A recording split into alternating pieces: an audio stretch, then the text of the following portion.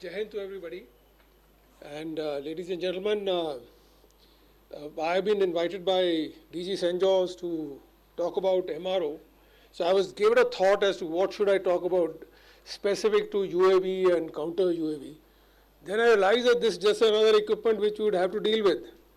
You see, after all, we are dealing with, since the time we got our independence from all the conflicts, the Army, the Navy and the Air Force has been maintaining its equipment. And I come from the Corps of Electronics and Mechanical Engineers, and we have even the recent conflict.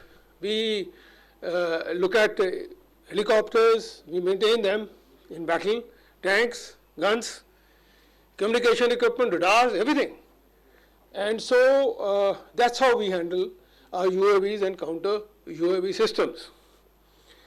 It is really a system which has worked, and this is all that it is. If you look at these circles in front of you, it starts with the trade, right? In EME, we have got 60 trades. Out of more than half of them are technical in nature, and they are trained and drilled till the time they can work in a battlefield environment with shells following near them and still do the repairs. And that's how we train them. These trades are trained, and the technical training is done. Beyond that is the military training. Now, this is the thing which we must understand. This is military training. Unless you have that, no technician can land up in the war zone.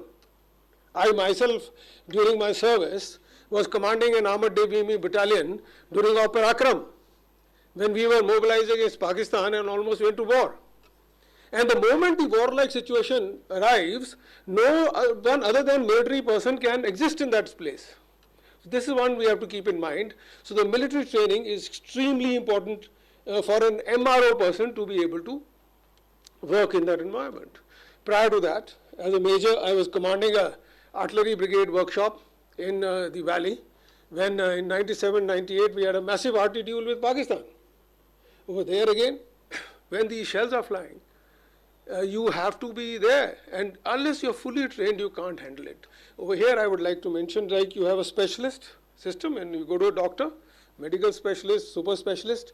In the core of EME, and similar things exist in the Air Force and the Navy, we have somebody called a tech trade. Excuse me. So this tech trade is developed after a diploma.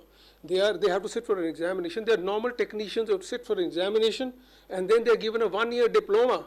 And they are the people who sign all the sheets. I, as an officer, cannot sign the history sheet of a gun. So that's how we handle our electronics also. So now which is, in a UAV, you got mechanical, you got electronics, you got communication, you got radars, everything in your UAV, counter UAV and UAV systems. Now this is what the whole thing looks like. So we are sitting in the hinterland. Over here in Delhi, there is an army base workshop, there is a base repair depot. Similarly, if you go to Mumbai, you will find a dockyard over there. So that's where everything is happening. We are getting ready for war. War doesn't come with invitation. We have to be ready next day. That's what happened in Operakrama. We were sitting in Patiala, and suddenly we told is mobilization, and we were on the border the next morning. So we have to be fully trained. The army has to be fully trained, and the hinterland is where everything happens. So this is where you come into picture, those of you who are developing these systems.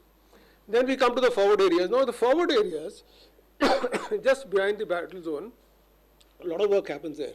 For example, component repairs we carry out. And then we come to the TBA, the tactical battle area. Now this is very different for the Army, it's very different for the Navy and the Air Force. For example, in the case of Air Force, as you saw, so many air assets being used, Sindoor, it starts from base. Over there, a lot of people can come in, and the specialists can be there. Though the base itself can come under attack. In the case of Navy, you have to carry everything on a ship, and you have the load, the repair, everything has to be carried. So that's a very special type of MRO which goes on there. In the case of the Army, the thing is dispersed. So each individual technician has to be able to work individually and deliver the goods. If he fails, the gun won't fire. And I've seen technicians traveling with me who put 6 guns into action in no time, which are quiet, and they were firing onto Hajipir. So you see, this is what we do in the MRO. Now the question is, the TBA, is it static? No. If you heard, Air Marshal G.S. Bedi mentioned that the formations move. You see, as when the air is going in, the formation itself will move. So when you are with the armored div, which I was working with, the IB shifts, the borders get changed. When there is a war, there is no longer the existing IB. So we move along with that. So what I am saying is that every system which you induct with us, we will be able to look after. We will train for it.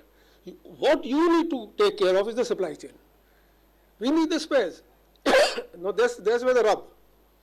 The rub comes in there because let's say we are operating certain UAVs for which we are getting they are foreign made. And now suddenly you have to depend on AMCs.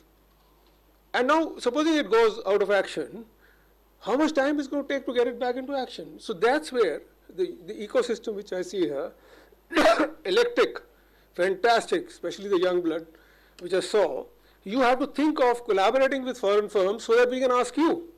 We want to see people with a tricolor supporting us, not a contract. Contracts fail in war. When the bullets start flying, only thing which works is your own national interest. And we want you to collaborate with them so that we don't run outside and get it done. If you can do it yourself, nothing like it. Otherwise, collaborate and be available to us when we desperately need you in the case of war. So this is all that is there. This is an echelon system which is time tested, which is worked now in Op Sindoor also. All those guns which are firing, the air defense guns, they are 40 years old. They're still firing. How are they firing?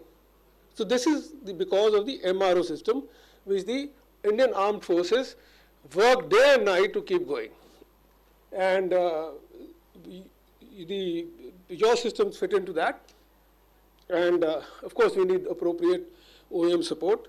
That's really all that I have to say. And I made this MRO Channel Forum over here. There's a little bit of history. I'll just take a minute of your time. In this very room, when I was MGEME Eastern Command was mentioned, I landed up and sitting down here, one of the second row. At that time, DGEME, Lieutenant General N.B. Singh, he for the first time did an MRO seminar here, in which we had everybody from Air India, Railways, everybody. And I was blown away. I said, wow, there's something like this. So what we have done is we've taken MRO, which is an aviation term, extended to land and marine systems, put a forum together, where we got excellent articles by our senior people who are talking. The aim is to give a voice to MRO people, and you're welcome to get in touch with us in case you need, is it sort of a pro bono type of thing. You can, if we can help you in figuring out something as to how the MRO works, is good. Now the last thing I'll say here is, as I mentioned the echelons, if any one of you who is actually making a system needs to go in a warlike situation and you have to do something, then get hold of the EME guy. Because he will have a lorry over there which will have a component repair sitting in the battle zone. So you can do your component repairs, you can do so many things, as I mentioned earlier. So they are the people you should get in touch with, similar in Air Force and Navy. That's all I have to say. Thank you very much. Jai Hind.